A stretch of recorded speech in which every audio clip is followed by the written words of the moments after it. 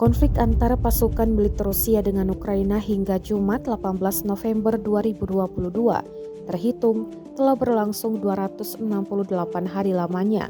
Konflik yang terjadi di antara negara bertetangga tersebut hingga kini masih berlanjut dan belum terlihat akan segera berakhir.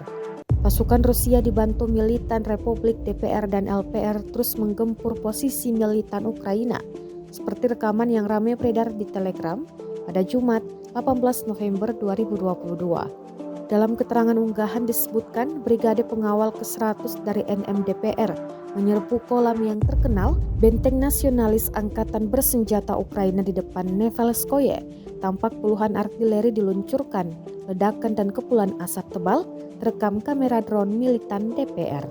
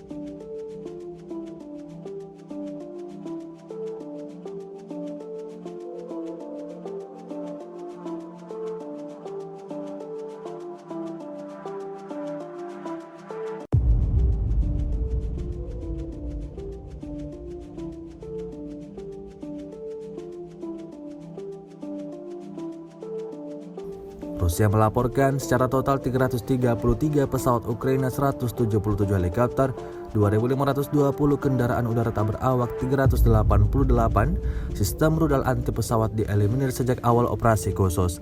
Dari kubu Kiev, Kementerian Pertahanan Ukraina melaporkan 400 tentara Rusia dieliminir dalam sehari terakhir.